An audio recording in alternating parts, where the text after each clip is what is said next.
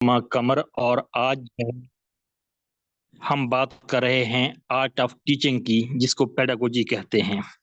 तो इसको जरा आप देखिए, अगर रजिस्ट्रेशन वगैरह के लिए डिटेल जो होती हैं वो आप इस नंबर पर व्हाट्सअप करके जो है दे सकते हैं। ये आपके सामने नंबर मेंशन्ड है। और हम टीचिंग के बारे में आप बात करेंगे। लर्निंग ऑब्जेक्टिव्स क्या होते हैं? फर्स्ट ऑफ ऑल हमें पता होना चाहिए कि हम कोई काम जो करने जा रहे हैं उसका मकसद क्या है। ठीक है, तो ये जरूरी है पहले जानना। तो व्हाट इज टीचिंग, पहले हम ये देखें टीचिंग है क्या। फिर what is purpose of teaching, इसका मकसद क्या है। और what is process of teaching, कौन से स्टेप्स हैं जिनके तहत हम टीचिंग करनी है। What are types of teaching, कौन सी टाइप्स हैं। अब वेरियस टीचिंग मेथड्स की फिर बात करेंगे। और क्वालिटीज ऑफ गुड टीचर्स, ये भी हमें पता होनी चाहिए। तो हाउ बेस्ट टू टीच, कैसे आप अच्छे वे से पढ़ा सकते हैं। और अपनी टीचिंग को असेस कैसे कर सकते हैं कि are you favourite teacher of the students are not. ठीक है, तो इसको जरा हमने इसके बारे में डिस्कशन करनी है। तो परफॉर्मेंस ऑब्जेक्टिव्स क्या होते हैं? तो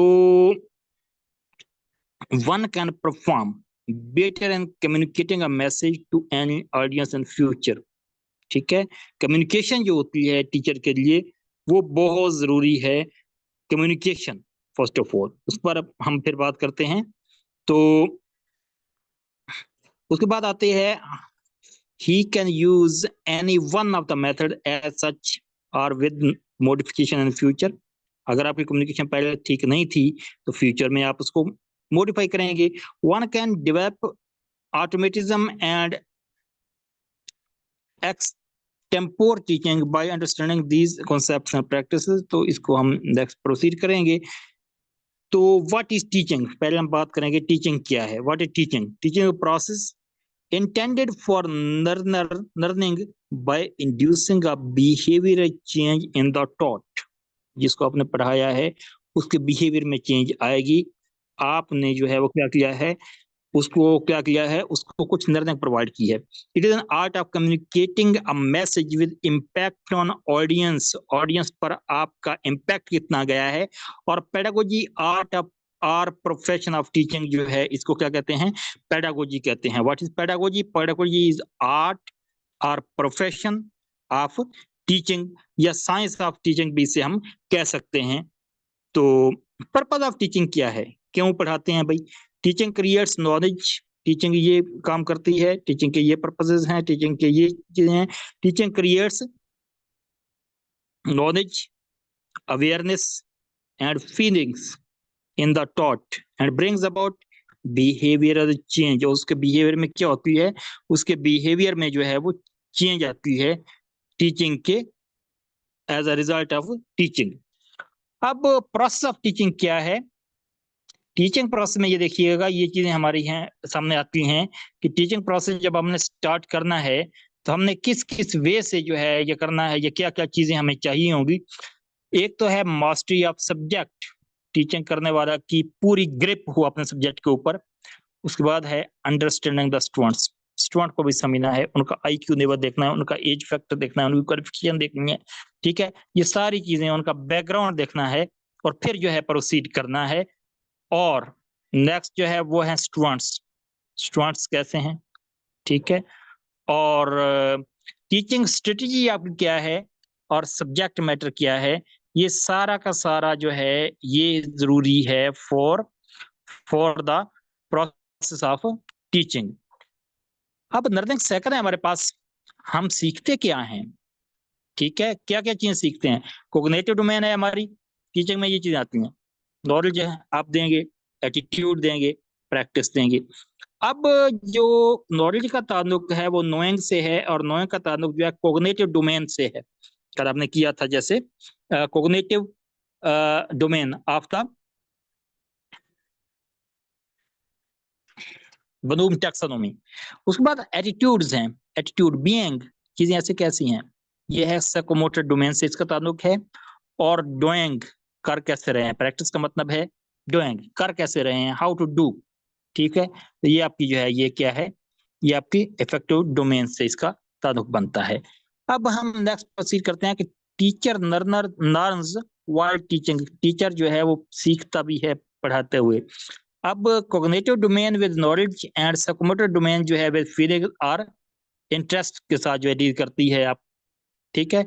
और both the domains affect the effective domain to do और प्रैक्टिस। आप इफेक्टिव डोमेन में आप क्या करते हैं, डू करते हैं, प्रैक्टिस करते हैं, परफॉर्म करते हैं। If this practicing of teaching is done on a regular basis with positive feeling liking for the subject, subject will be internally observed and retained. अब आपको जो है इंटरनलाइजेशन हो जाएगी, सब्जेक्ट आपको सही तरीके से क्या हो जाएगा, आपके अंदर तक सब्जेक्ट चला जाएगा और आप उसे रिटेन भी कर सकते हैं, यानी कि उसे याद भी कर सकेंगे, उसको ज्यादा देर के लिए आप अपने माइंड में स्टोर भी कर सकते हैं। whenever it is needed, whenever it is needed, cognitive domain provides or recalls the stored facts and concepts automatically. That is called automatism. Then one can profess about the subject. अब subject में बंदा जो है तब professional किसी हद तक हो सकता है। अब उसके बाद कहते हैं कि who is a professor. Once the effective domain is enriched with knowledge and positive attitude, internalization of the subject, तो ये जो है अकर होगी आपकी प्रोफेशनलिज्म। अब internalisation will lead to development of automatism, recording the concepts and facts about subject. Automatically जब आपके mind में चीजें आना शुरू हो जाएंगी, जब आप बात करेंगे तो अगली बात खुद आपके माइंड में आ जाएगी and command over the subject भी आना शुरू हो जाएगी। Then he can profess about subject, और अब जो है वो प्रोफेसर बन सकता है, अपने सब्जेक्ट पर कमांड हासिल कर सकता है। अब हम बात करते हैं टाइप्स ऑफ टीचिंग की। ये देखिए टाइप्स ऑफ टीचिंग ये 4 हैं जी।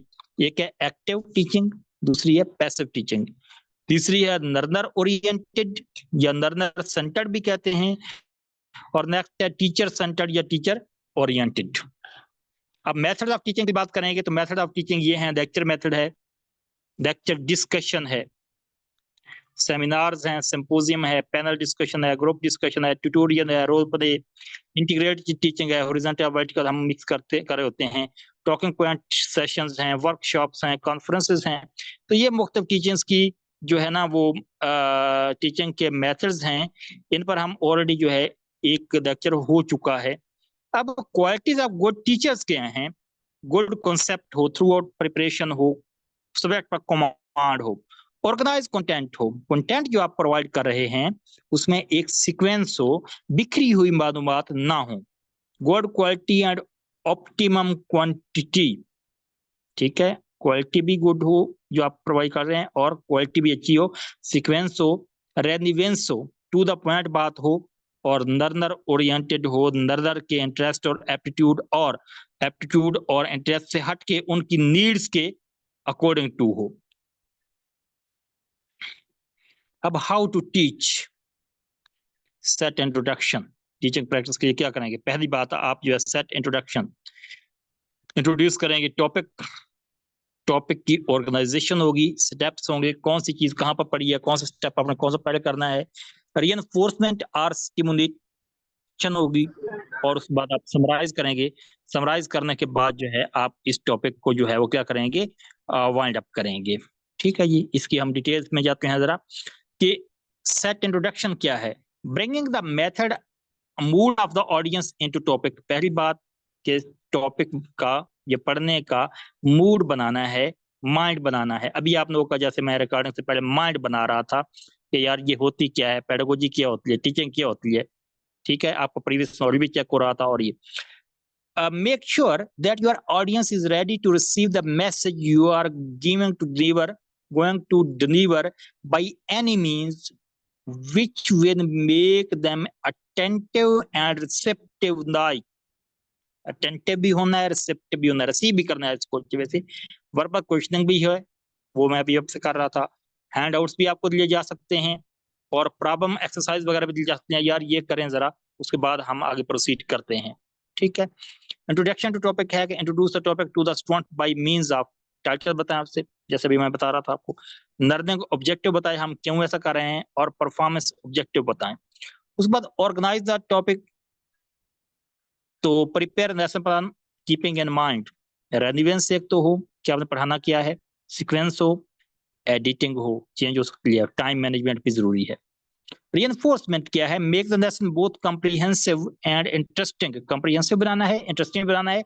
Reinforce with facts and figures, यहाँ पर फैक्ट्स एंड फिगर बताएं, प्रॉब्लम एक्सरसाइजेस दी जाएं और एग्जांपल दी जाए। Make it a two way discussion by asking few questions, और क्वेश्चन का टाइम हमारे यहाँ जो होता है वो एंड पर होता है, तो इसलिए जो है जरा नॉर्म्स का ख्याल रखा करें।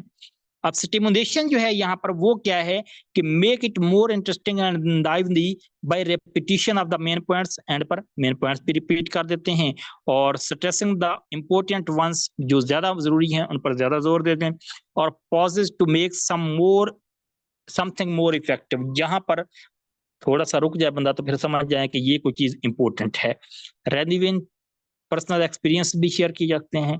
पर्पस फॉर बॉडी मूवमेंट्स हैं, जेस्चर्स हैं, वॉइस मॉड्यूलेशन है, आई कॉन्टेक्ट है स्टूडेंट्स के साथ, ये भी जरूरी है जो कि इंटरेस्टिंग बनाएगा आपकी टीचिंग को।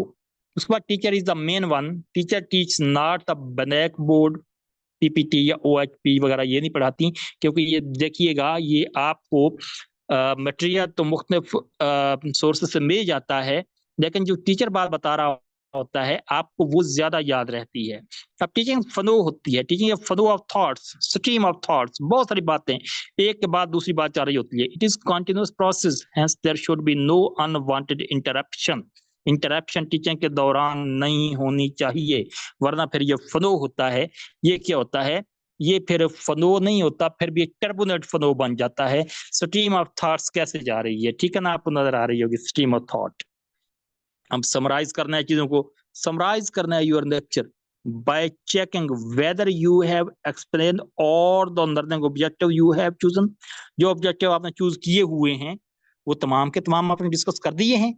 Just repeat your learning objectives giving stress on main points, अब लर्निंग ऑब्जेक्टिव जो आपके सामने थे उन पर मेन पॉइंट्स पर जोर दीजिए, जो इंपॉर्टेंट है उनको मजीद रिवाइज कीजिए।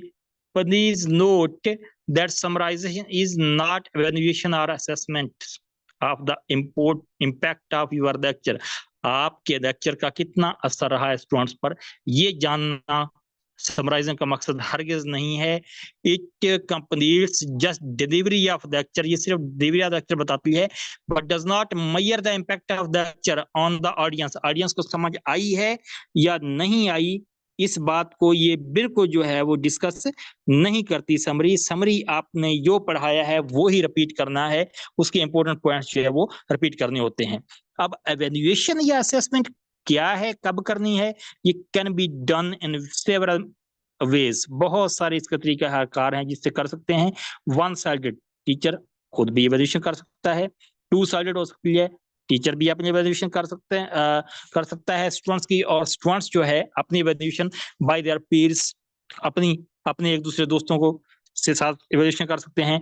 थर्ड पार्टी कौन सी होती है, ये आपका एक्सटर्नल एजेंट होता है, जैसे आपका बोर्ड है या यूनिवर्सिटी है, वो जो इम्तिहान देती है ना आपके स्टूडेंट्स का, तो वो थर्ड पार्टी असेसमेंट होती है। जैसे ये आपके ये एनटीएस, पीएससी, ठीक है ना, एफपीएससी, पीपीएससी, एजेकेपीएससी वगैरह हैं, ठीक है ना, तो ये जो आपके इम्तिहान देते हैं ये थर्ड पार्टी होती है, इसमें ना टीचर इन्वॉल्व है ना आपकी मर्जी का टीचर इन्वॉल्व होता है, ये और लोग होते हैं, एक्सटर्नल लोग होते हैं जो आपका असेसमेंट लेते हैं। अब एवेल्युएशन क्या है, self designed using the understanding of the learning objective of the lecture age criteria. एक तो ये हो सकती है कि मैंने ही पढ़ाया और मैंने भी टेस्ट बना दिया, ठीक है, मैंने एवेल्युएशन करनी है। ये आपका हमारा जो यूनिवर्सिटी सिस्टम है उसमें यही चल रहा है कि टीचर ने पढ़ाया, टीचर ने इम्तिहान दिया, टीचर ने पास करना है या फेल करना है, एक तो ये है। दूसरा है basin on the basics of the any lecture like the content, quality और प्रेजेंटेशन, इस पर डिपेंड करते हुए कितना अच्छा पढ़ाया तो पेपर भी अच्छा बनाए, अगर अच्छा नहीं पढ़ाया तो फिर पेपर भी वैसे बनाए जैसा कि आपने वर्क करवाया है। उसके बाद हम अपने लर्निंग ऑब्जेक्टिव स्कोर क्या है, you can give points two components of lecture and grade yourself or get it done by the students or third party।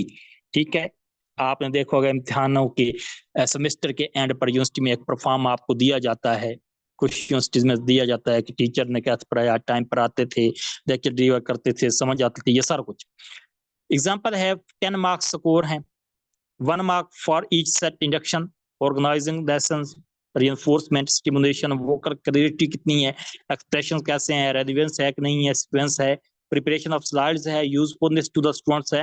तो ये सारी चीजें जो है, एक्सीलेंट लेक्चर होगा तो स्कोर होगा आपका 8 से 10 पॉइंट्स होंगे, गुड होगा तो 6 से 8 पॉइंट्स होंगे, एवरेज है तो 4 से 6 है, और पुअर है तो फिर जो है लेस देन 4 आप जो है उसको देंगे कि आपका जो लेक्चर था वो प्रॉपर डिलीवर नहीं हो पाया।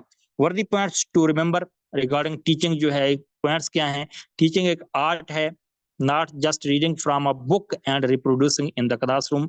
एक आर्ट है जिसमें आपने स्किल ट्रांसफर करनी है, एटीट्यूड ट्रांसफर करने हैं, और उनको रिटेन भी करवाना है, सिर्फ ये नहीं कि आपने ट्रांसफर करने हैं। टीचिंग डायमेंशन जो है, teaching development is man mutual with student development and vice versa.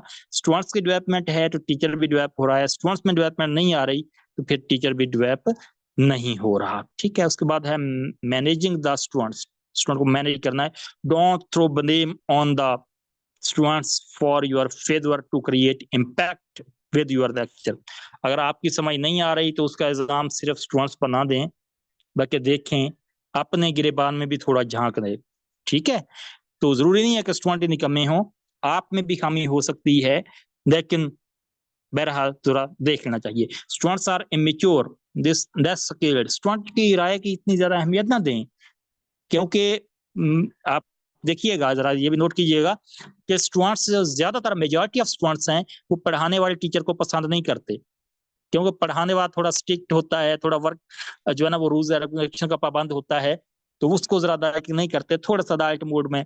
ठीक है, तो लेस स्केर्ड होते हैं, इमोशनल होते हैं, यू आर मेच्योर, आप मेच्योर हैं, मोर स्केर्ड हैं, एंड कंपोज्ड हैं, you can keep yourself calm, you can compose yourself in the time of distress. ठीक है, best way to control the students is by giving them best lecture, उनको best lecture दें और उनको engage रखेंगे, तो students जो है खुद ब खुद जो है वो आपके एंगेज भी रहेंगे और आपकी बात भी सुनेंगे। जी फैसल भाई, रिकॉर्डिंग बंद।